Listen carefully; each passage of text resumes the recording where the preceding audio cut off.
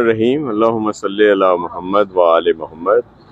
हर साल की तरह इस साल भी बहुत बड़ी तादाद में पूरे मुल्क से बड़ी तादाद अपनी बीबी शहीद को खिराज तहसीन पेश करने के लिए गड़ी खुदा बख्श पहुँच रही है और कई काफ़िले वहाँ पहुँच चुके हैं और बाकी कल पहुँचेंगे और बहुत बड़ा इज्तिमा होगा और शहीद जमहूरियत के लिए पूरे मुल्क से बल्कि दुनिया के मुख्तलिफ ममालिक से भी लोग खिराज तहसीन पेश करने के लिए यहाँ पे आते हैं।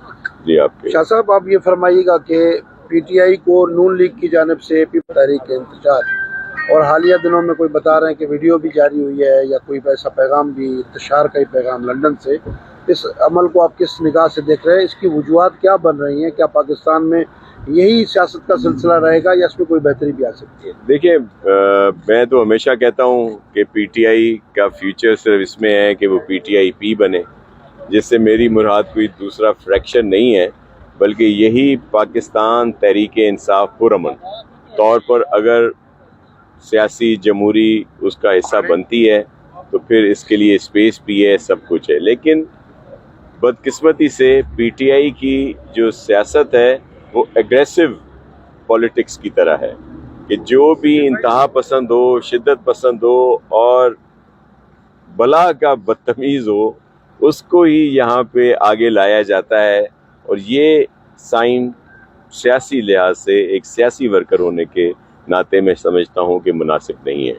अब भी पीटीआई के पास एक मौका है कि वो जिस तरह बातचीत के लिए कहा गया है वो अगर आता है और जमहूरी तौर पर बातचीत होनी चाहिए, लेकिन उनका तर्ज सियासत बड़ा मुख्तलिफ है जिसकी कोई गुंजाइश नहीं। और अब भी आप देखें कि अल्हम्दुलिल्लाह पाकिस्तान मौजूदा गवर्नमेंट जिसमें प्रेसिडेंट आसिफ अली ज़रदारी साहब हैं, प्राइम मिनिस्टर मोहतरम शहबाज शरीफ साहब हैं और ख़ास तौर पर field marshal general Asim Munir साहब की जो एक आपने देखा कि जिस तरह की कामयाबी मिली है पूरी दुनिया में और अमेरिका में भी बड़ी पजीराई मिली। एक तो अल्हम्दुलिल्लाह ये जो 2025 का साल रहा, मार्का हक में हमें फ़तह नसीब हुई। अब हमारा जो एम है वो मार्का मुआशत है, क्योंकि मुआशी तौर पर हमें बहुत ज़्यादा मजबूत होना। और आपने देखा कि अमेरिका से ये बात सामने आ रही है कि पाकिस्तान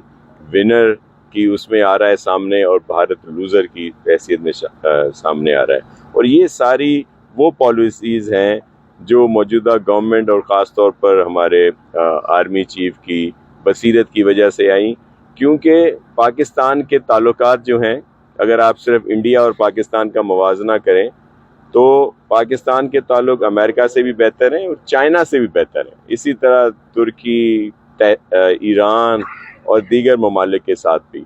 लेकिन वो एज इंडिया को हासिल नहीं है। तो ये वजह है कि इस वक्त पाकिस्तान पूरी दुनिया के लिए एक खास हैसियत का हामिल है। शाह साहब, बैरून मुल्क बैठकर जो पीटीआई के सपोर्ट धमकियां भी दे रहे हैं, तो ऐसे अनासर के खिलाफ किस तरह की कार्रवाई होनी चाहिए? जी बिल्कुल, बहुत सख्त कार्रवाई होनी चाहिए, क्योंकि वो मनफी प्रोपेगेंडा फैला रहे हैं। और मैं आपको ये भी अर्ज कर दूं कि ये सारी चीज़ें पीटीआई के लिए भी मुश्किलात का सबब हैं। अगर पीटीआई पॉलिटिकली धारे में आती है तो उसके जो भी सपोर्टर हैं, जो उसके लोग हैं, वो एक प्रोसेस से आ सकते हैं। ये जो मनफी प्रोपेगेंडा है जिसमें वो कहा जाता है कि जी बस कल ये हो जाएगा, परसों ये हो जाएगा, तो ये उनके लोगों के लिए भी अजीब सी सूरत हाल पैदा कर देता है। और यही वजह है कि वो कोई हतमी तरफ नहीं जाते और सियासी तौर पर कोई बात सामने नहीं आती, वो गलत बातें करते हैं। हमारे इदारे देखें, इनके इस कहने से कुछ नहीं होता, सिर्फ लोगों के जहनों में कुछ लोगों को ये उनके जहन ख़राब करें। अदरवाइज़ इन्होंने जितनी कोशिश कर ली तो क्या इतनी पजीराई पाकिस्तान को मिलती? या जिस तरह इन्होंने फील्ड मार्शल साहब को हदफ बनाया हुआ है, तो क्या फिर इस लिहाज से उनको इस तरह की पजीराई मिलती कि पूरी दुनिया उनको सराह रही है? तो ये सिर्फ इनकी बातें और ये खुद पीटीआई के लिए दर्द सर है। शाह साहब, जिस तरह से शहीद रानी, तो क्या पाकिस्तान की कोई पार्टी अभी उस जमहूरियत पर अमल कर रही है? जिस तरह से पीका एक्ट के तहत कदगन लगाई गई लोगों पर, सहाफ़ियों पर, और 26वीं 27वीं तरमीम में जिस तरह से हमारे हक गज़ब किए गए, लेकिन पाकिस्तान पीपल्स पार्टी अमृत जैसे कवानीन की हिमायत कर रही है। देखिए, मैं आपको अर्ज करूं, पाकिस्तान पीपल्स पार्टी ही की वजह से ये अमेंडमेंट बहुत बेहतर तरीके से हुई। अगर 26वीं अमेंडमेंट की आप पूरी तफसील निकाल लें तो आपके सामने आ जाएगा कि क्या कुछ उसमें नहीं था, लेकिन ये मेरे चेयरमैन बिलावल भुट्टो जरदारी साहब की सियासी बसीरत की वजह से हुआ कि वो इस तरह की तरामीम आई जिसको सब ने एक्सेप्ट किया।